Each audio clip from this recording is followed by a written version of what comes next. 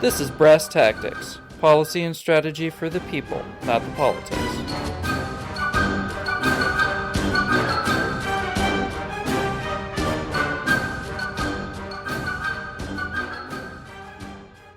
Welcome back to Brass Tactics after our little 2-week hiatus.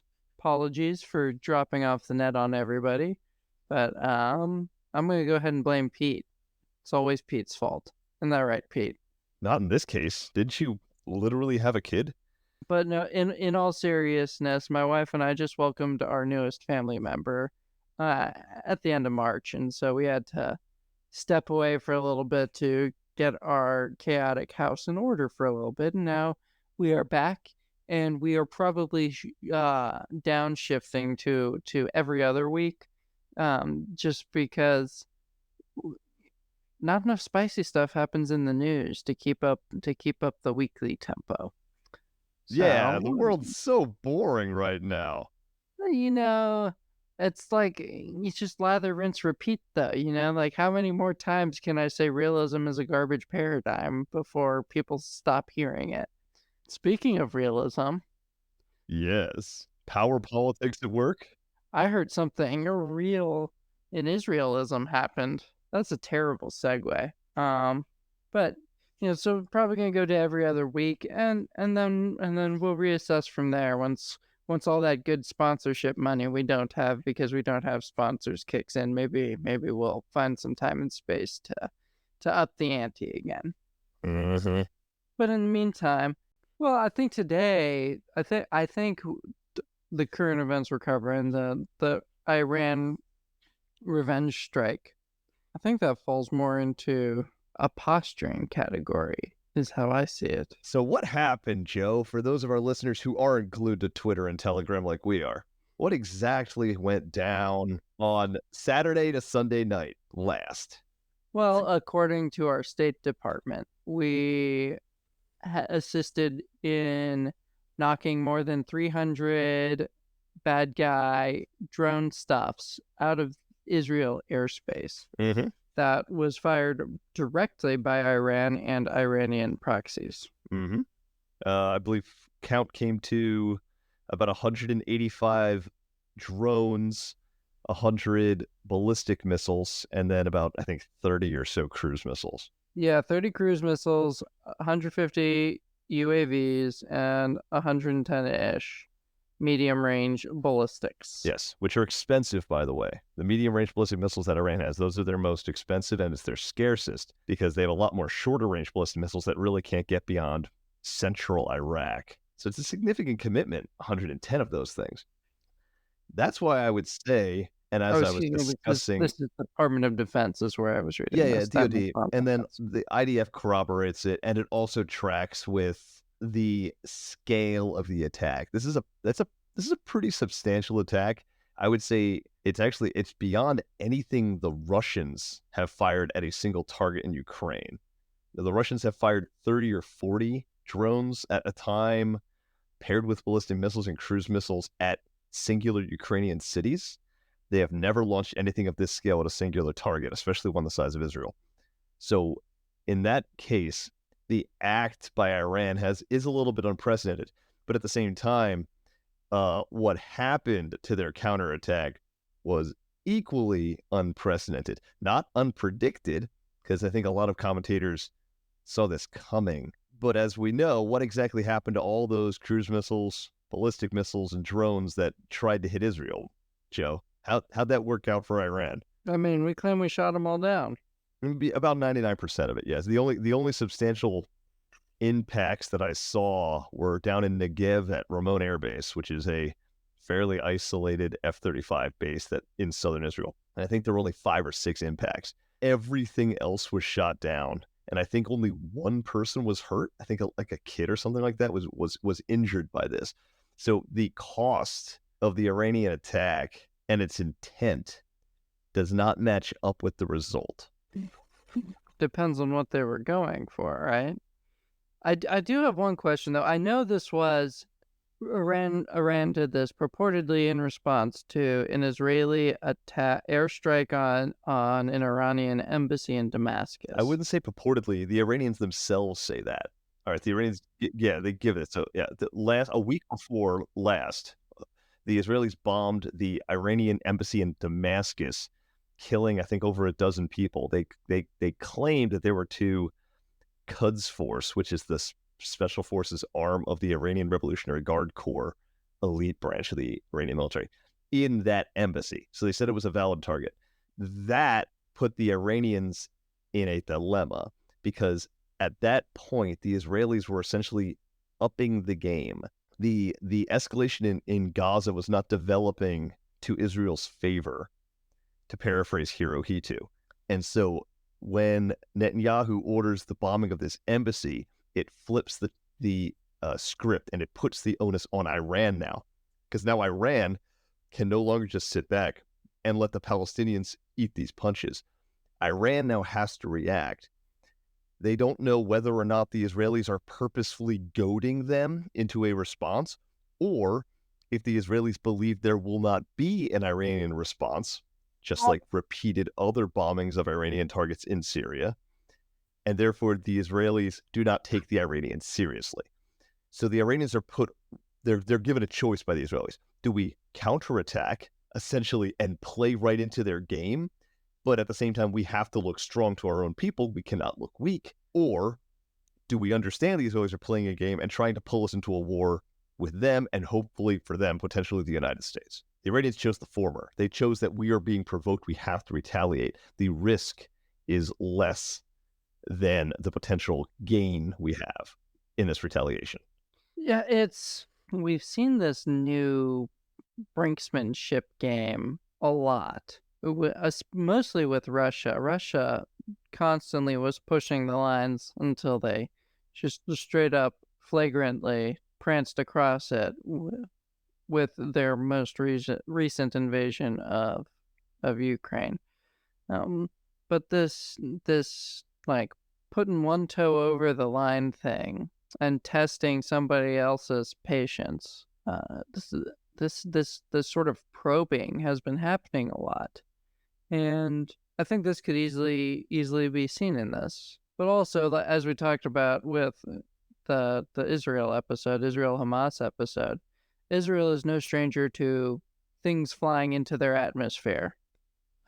They've been weathering rockets and shellings and other things from all of these different proxies. Most of them are supported by Iran, or sponsored by Iran might be a better phrase. But in this specific instance, I know that was a lot of stuff they expended, but I think they also the initial attack from Hamas back in October kind of showed the capabilities and also the limitations of the Iron Dome system, the main air defense system. So that was a lot of good data for if you wanted to successfully attack something, right?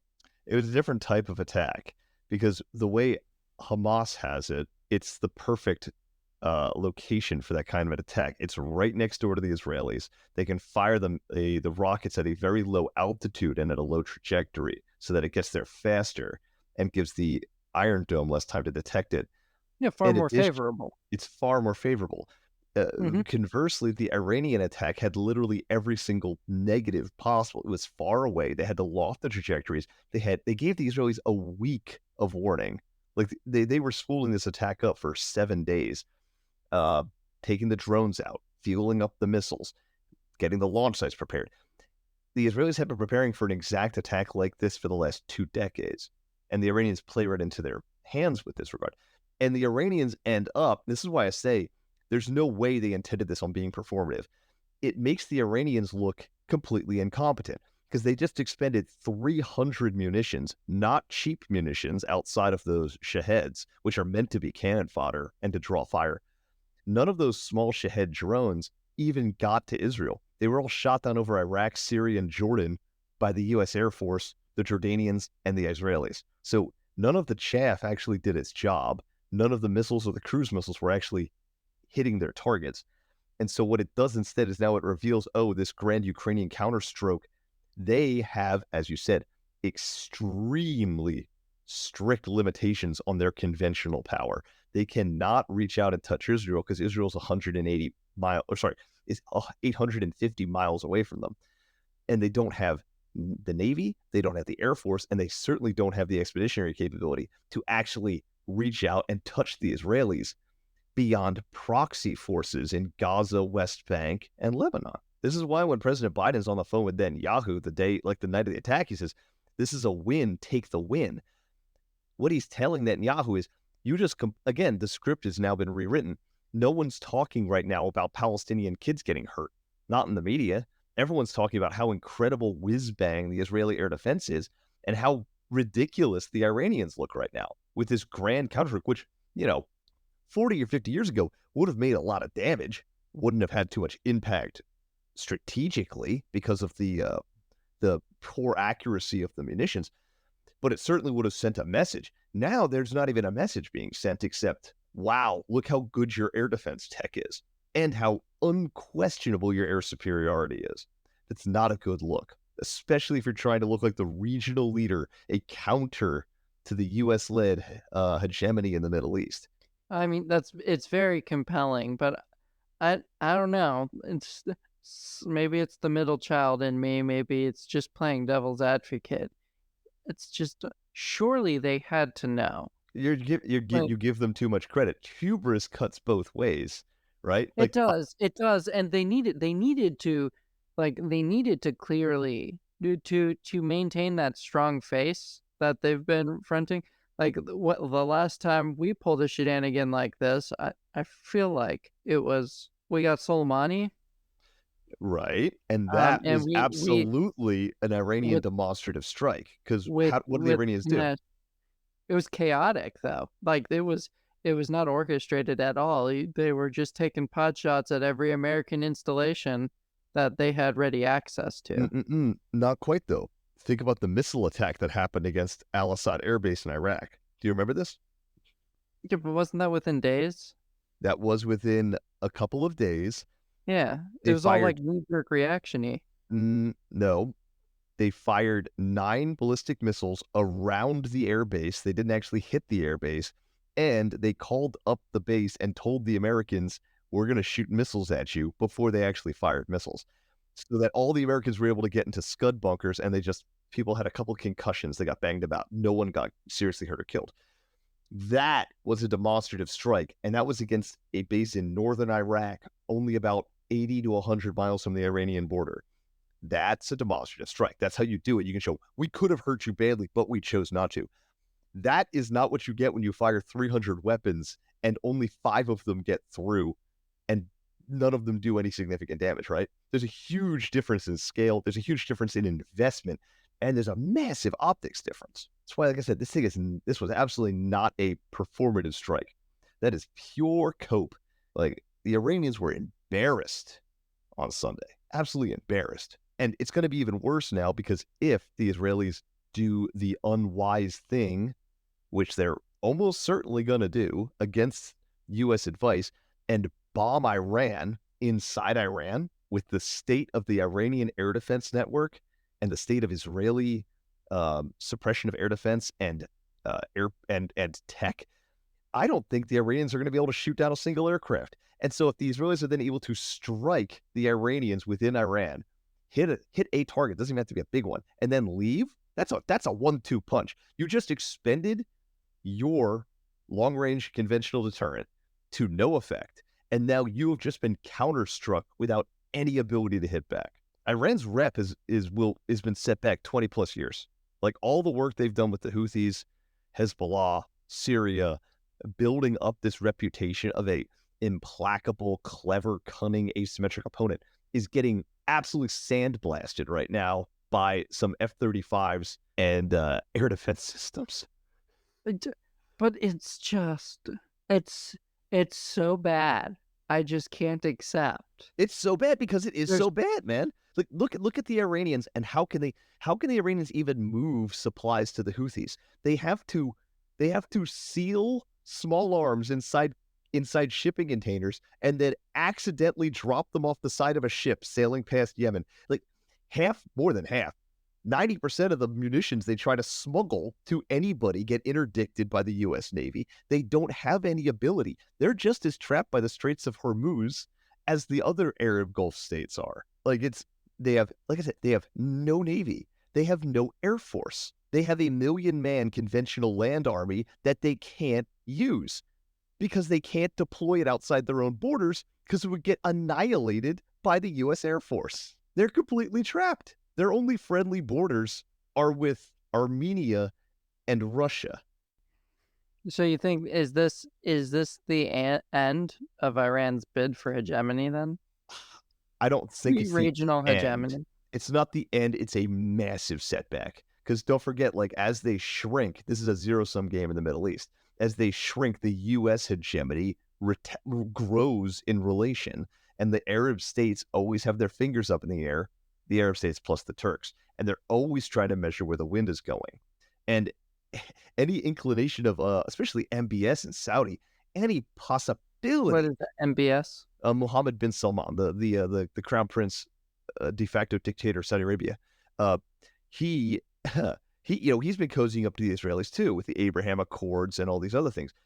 The Hamas attack on October 7th put that on ice a little bit, and you can tell he's vacillating. Right, he's trying to say like, "Oh, we support the Palestinians," but he also doesn't want to put these things because he also does not like the Iranians, and he's trust me, they are delighted to see the Persians get embarrassed like this. All the Arabs are. Absolutely every single one of them. Except maybe the Iraqis. But, oh, and definitely not the Syrians. The Syrians are probably like, oh, man, we are being backed by the wrong horse. It's going to cause a lot of recalculations. The only thing that could help the Iranians is if the Jordanian king Abdullah II is overthrown in like an Arab Spring style thing. But again, I don't think so, because he's going to be reassured in his position again by the Israelis and by the Americans. So I don't think it's the end for the Iranians at all. I've said they've been severely weakened. The game is the Israelis to lose right now. It is seriously the Israelis to lose. If I was Netanyahu, I would absolutely like take your winnings and walk and cease all operations in Gaza. You've attenuated you've attenuated Hamas down to I think a reasonable level. And with that kind of a slapping like to the Iranians, Hezbollah will also probably simmer down. And then you can bring in the UN, bring in some kind of international peacekeeping force, but like I said, take this public relations victory and ride it. But they won't do that most likely. So, well, one thing to clarify here, just for the audience, because you called them Persians, because they are Persians. It's I think a lot of us get confused because it's just the Jewish state of Israel and really just a sea of Islamic nations, right? But if you don't really have to peel back the onion that far before you see that most of it, like you said, it is Arabic. Iran is the notable exception because Iran is actually Persian. It is culturally and ethnically different. Yes, 100%. And yeah, Linguistically, ethnically, culturally different. and this is the same Persians that we talked about when we were talking about ancient Greece. It's literally just the remnants of the Persian Empire. In Roman times, they were the Parthians. Yes. And then later the And Sassanids. and they were just very, very well known for being conquer resistant. Fierce warrior people. And that might be part of why that they stand alone in this sea of Arab. But when in 79, when they became the Grand Islamic Republic of Iran, I think it's just the Islamic Republic. Islamic Republic of Iran, and they elevated the Grand Ayatollah Khomeini. Ever since then, they've been trying to unite the Islamic peoples, specifically, in particular, the ones in their region, the ones that are all Arabic. Yeah, and through so they also though. It's important to note it's a uniting not so much under the Persian wing, but because of hence in the name, they want to export their Islamic revolution. yeah. But they're radical, neither east nor west is what Khomeini calls it in a famous speech. Like, we are like the communism is just as great a threat as Zionism and Americanism, right? Like we have to resist this with the full force of our ideology. And I think that's an important just it's probably the important cocktail convo tip to pull out for this, because exactly as you were saying, Pete, like Iran has been very vocal, very active, and very hostile towards the West in this bid to set themselves up as a regional hegemon or just sort of a sovereign or regional leader. Like they try to speak on behalf of this part of the world, and that is a severe weakness for them because as I think we've talked about before, like cultural tensions very much play a role in not just in international relationships, but in strategies as well. And religious And tensions too. Don't forget, Iran Mhm. is the only major Shiite Islam country. and and so it's not so far fetched to think about this one instance completely upsetting all of the status quo of the region, Mhm. right? Yeah. Like I said, Because this is a humiliating defeat. it's just so oh It may help to well. actually couch this because in terms of Iran's actual capabilities, it may actually help you to think of those missiles as fighter aircraft and bombers. All right. Imagine if they sent out a fighter and bomber raid and only five got to their target and none of them made it back home. All right. Like, think about that context. Well, you know what else is bugging me though?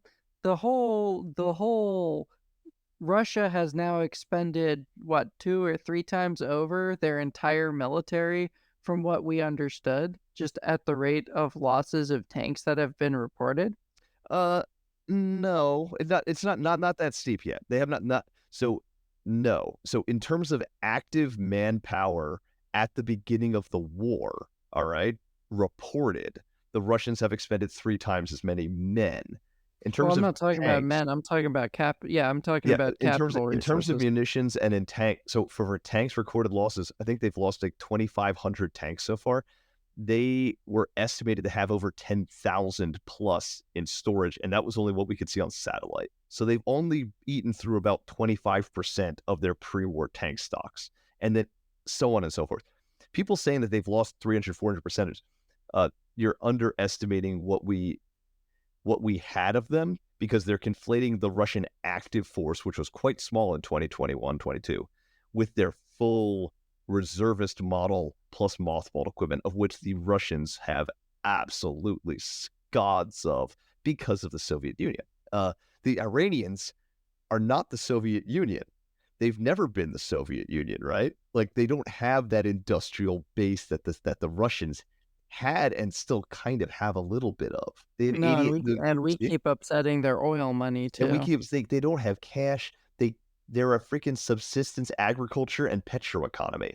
They the Shahed is a marvel of engineering. It's a lawnmower with wings. It's a marvel because it's cheap, and the Iranians are able to make a lot of them quite efficiently.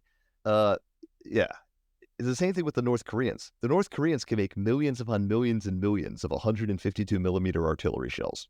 That's because they have a fully mobilized like workforce, right? Like, everything they do is just work Yeah, for the but war machine. at the same time, the North Koreans have never successfully puppet mastered a non-state actor network globally, or Correct.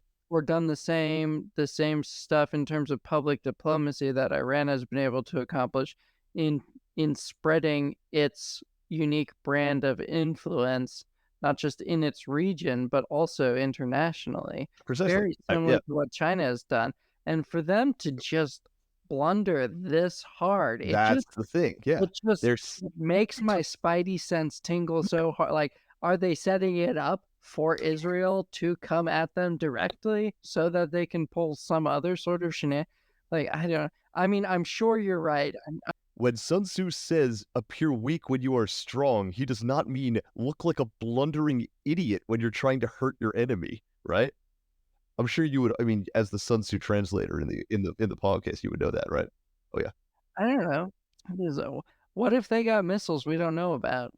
Okay, let's see him use it. Remember, we don't know about it unless they don't use it. Uh Maybe this was just an oh yeah. elaborate maybe they have figured out nukes, and this was No, just no, an no, elaborate way. no. This is the worst. No, that's the worst thing possible, Joe. Worst thing possible because yes, they might have a nuclear bomb. Okay, how are they going to deliver it?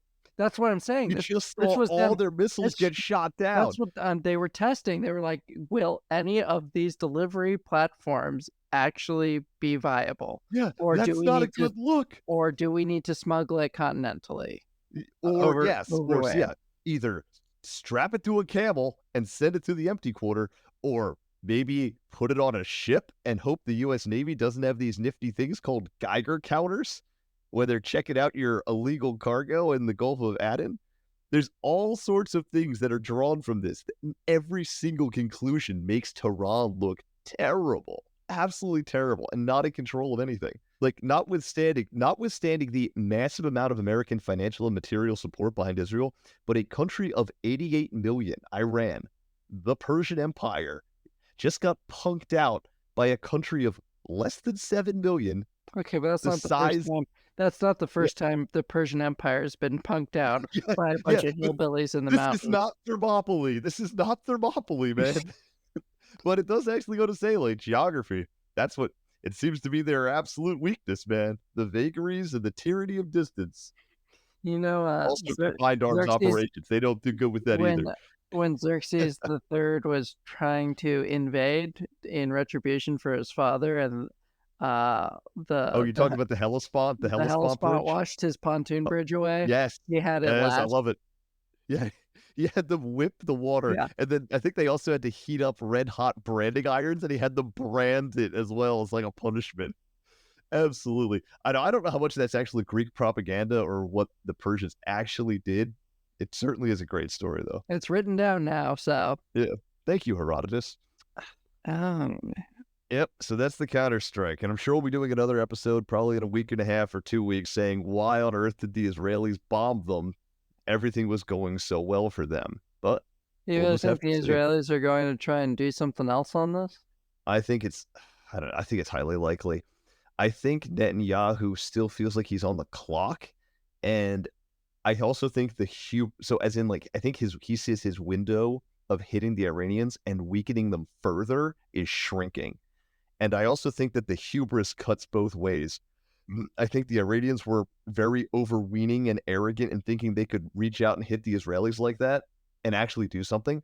And I think the Israelis now are feeling a little invulnerable because of the tremendous success of this attack. And they may go and they may overextend themselves a little bit in return, but we'll see. Again, that's worst case scenario. Because like if the Israelis go and hit the Iranians, again, it changes the narrative. Now the Israelis are the aggressors again. Right now, the Iranians are the aggressors, and the Israelis are the poor, helpless defenders who did a wonderful job defending themselves. So is this the start of strategic dividends that the U.S. is seeing? What do you mean? Sorry. So sure, in the context of our Hamas Israel episode, we talked a lot about how any conflict in the world today, just pick one at random, and it's probably Great Britain's fault, and now the U.S. bears the ownership of it, right? So echoing back to that, where the U.S. has ended up sponsoring Israel over the last 70 odd years. Part of the reason we were doing that was because we were trying to maintain some sort of democratic influence in the region, and Israel happened to help us destabilize everybody else enough to make sure that not everybody would end up being communist because they were too busy, well, frankly, hating Israel. And well, first Iraq collapses with our help. Um, Oh, yes. I was about to say that we caused them to collapse, but yes. um, and then the Arab Spring upsets most of all of the North African states, Hmm. just general And mass Syria, don't upheaval. forget. The civil war in Uh, Syria still hasn't ended. that I was getting there. Yeah. And then the whole ISIS thing that pretty much left just Iran on the map as an active, interested, vested player in supporting and promoting and spreading anti-Western, anti-democratic ideals. And Israel has, with again a little help in U.S. sponsorship and weaponry, has pretty much shown them up. Like Stuxnet, We need It to was talk. a neat little virus. Yeah, we We do need need to to have a talk. cyber we need to have a cyber freaking war Let's get episode. Josh on for that one. Yeah. Josh is really good at this stuff. But yeah, so like when we helped Israel sabotage their nuke program with Stuxnet back in the day, Yep. that was I pretty think embarrassing for them, but it was also very limited. And now their conventional assets have also been shown up yes. very dramatically, I think it's important to unless note that's what too they that want us to think.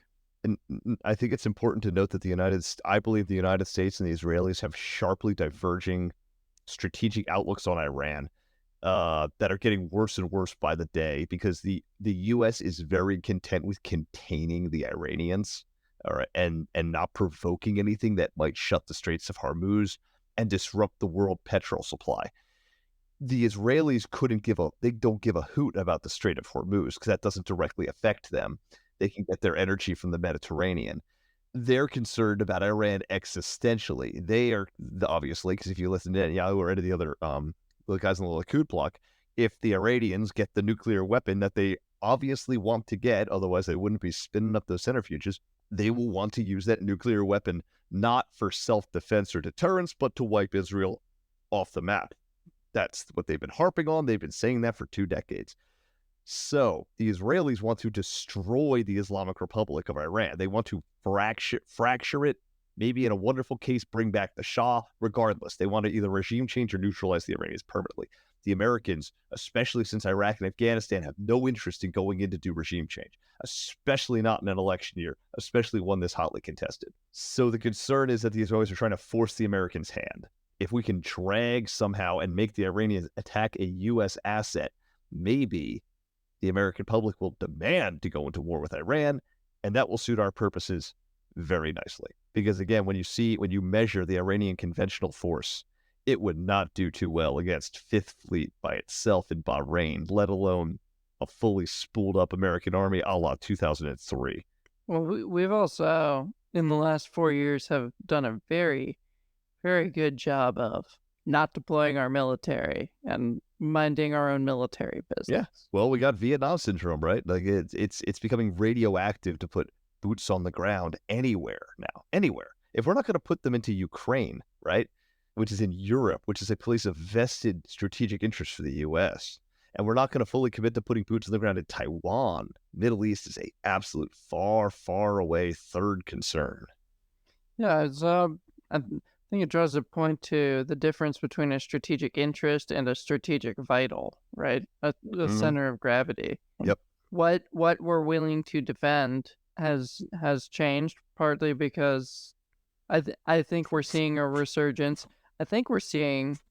I think I've mentioned this previously, but I really do think we are starting to return to a pre-Cold War mentality Mm-hmm.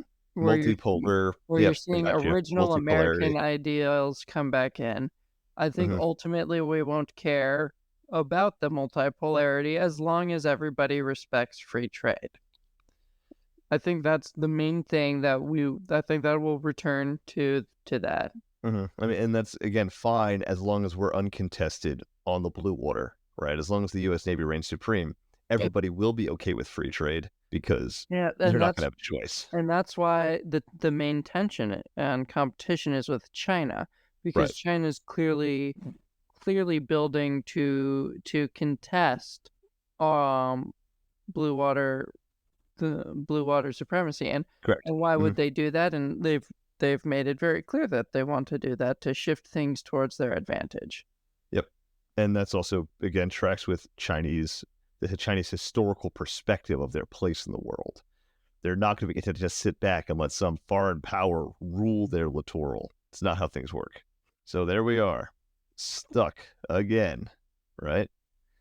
Waiting for somebody else to make the move. The American empire, right? It seems to have this predilection of not wanting to provoke because we know we can absorb the first blow. This is something Richard Betts writes about in his book Surprise Attack, right? Americans, Pearl Harbor, 9/11, the Lusitania, you name it. Americans historically have been very content to sit back and let another state take the strategic initiative. because we know because of distance and location, we can absorb that body blow. The Israelis have no such perspective because they do not have the strategic depth in any sense to be able to absorb such a blow. And so they've always been a believer in preemptive and preventative wars, always. Whereas Americans, preemptive wars, they tend to be pretty anathema, all right? 2003 Iraq, notwithstanding, arguably that was not preemptive, that was preventative too. But that's what the Israelis are up to. They're always thinking, they're trying to think 2-3 steps ahead. How can we prevent them from hurting us in the future, possibly? And right now, their number one geopolitical enemy made a misstep and now appears to be vulnerable. So they're going to seize that opportunity. It fits with the Israeli calculus. I think one last thing that I would encourage folks to pay attention to is Iran is very well known for a network of non-state actors, violent extremist organizations that they support globally, predominantly in the Middle East, but also in Africa, both mostly the Sahel region, but also sub-Saharan Africa. And I think it'll be interesting to see what the ripple effect might be, because they have a very close relationship with Iran, but that's not the same as taking orders from them. And seeing this sort of paper tiger that this attack has apparently portrayed Iran as, I think it'll be really important to watch what happens with these non-state actors. Is this constellation going to dissipate? Is its supplies going to be upset? Are their teeth going to be pulled as they turn away from Iran? Or what is going to happen here? I think that'll be interesting to watch. I also think that this must be a signal for a long-term U.S. withdrawal from the area. If this is the last of overt attempts for quite some time, because like you said, Iran doesn't have the money or the industrial capabilities to replace what they've expended. So I think this is going to have a whole lot of ripple effects, mainly for the U.S. and for areas where Boko Haram, Al-Shabaab, Hezbollah, all of these different violent extremist organizations that were tied to Iran. I think it'll be very interesting to watch how this one event changes the strategic landscape. But I don't know. It does not feel like real life to me, Pete. It feels like there's no way you do something this big and this loud after you've seen the undefeatable hypersonic Kinzhal rocket get foofed by an air defense system that we've been updating software code for, but was originally from the 80s. After that happens, after it takes that massive volume of rockets fired from that close of a proximity at that low altitude to essentially significantly overcome the majority of the air defense platform's capabilities, like despite all of that, we're going to just spend everything we've got. Like, it just doesn't. It's like, did their lead strategist die when nobody was looking and they're like weakened after using him? Like, it makes no sense. They didn't. So I'll be clear. I don't think they expended everything they had. I don't think so either. They definitely fired off about, I would say, about 10% of their fueled and ready stock, which is a tremendous investment. Because you're not going to be able to tell me that they have more than 1,000 medium-range ballistic missiles. I guarantee you, for everything that's ready to fire, the 2 are probably in maintenance, possibly waiting on parts, getting reconfigured, or some other thing. And so, that could very well have been the majority of the stock that they had that was ready to fire within the next 6 months. Well, and it actually gets worse because the Shahab 3s, which are the medium-range missiles that they fired toward Israel, are liquid-fueled, which is the liquid propellant in these rockets is highly corrosive, and it can only be loaded up pretty much when they're ready to fire. You can't keep these things just hanging around because they will leak. And after you've loaded them, to get them ready, it corrodes the absolute heck out of the fuel tanks. So these things have a relatively short shelf life, and they need a lot of spin up prep time to launch themselves. The Iranian, again, the vast majority of the Iranian missile fleet is short ranged because they built it expecting to fight Iraq. Their stuff's just as old as ours is. It's just, well, I guess the one advantage being of the U.S. we have in this is that, like, we have time to wait and see how everything from this is going to unfold. It just seems so surreal for one of our adversaries that we have been concerned about for such a long time. This reminds me of when the Russian-Ukraine conflict like rapidly reached a stalemate, Yes. like what, like 6 Yep. months in, and just the attrition rates of Russian soldiers vis-a-vis the Ukrainians just kept pouring out, and you're Yep. just And like, this what was the army that we expected to it's hit just Tallinn, Estonia in 24 hours. Yes, correct. It's a right, like, massive it's dissonance, cognitive dissonance. what were we? What were we? Is everyone else, here's the thing, Joe, like, is everyone else that incompetent? Like, America's got serious issues, like, especially in its military, but is everyone else that utterly feckless that they can't conduct a simple operation like this? Okay, but when we screw up a simple operation like Vietnam, we do it pretty That's not a simple spectacularly, operation, though. man.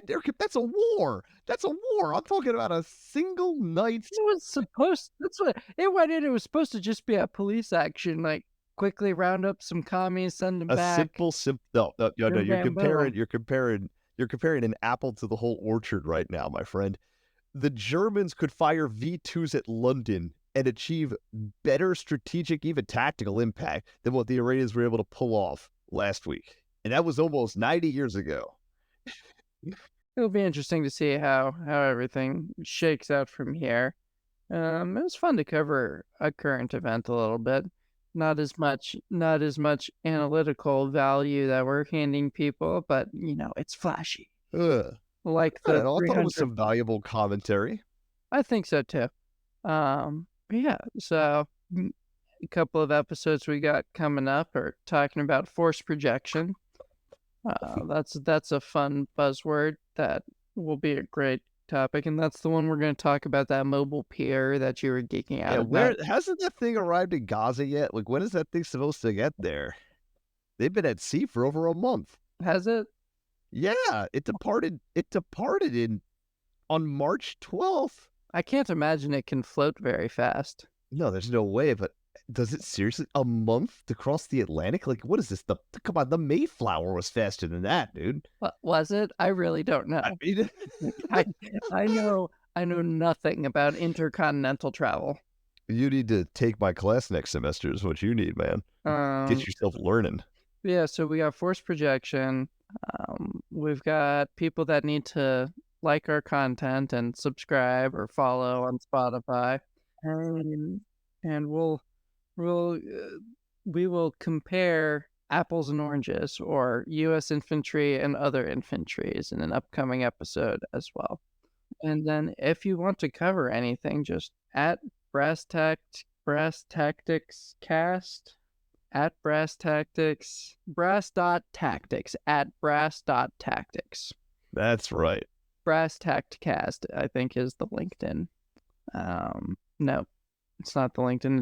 It's the X. That's what it is. Brass Tact Cast is the X. But yeah. Yeah. So thank you all for coming, and hopefully see you again or hear from us again in another week or so. Yep. Oh, Bye, guys. an IT one, but yeah. IT1. Alrighty. Bye. Bye, guys.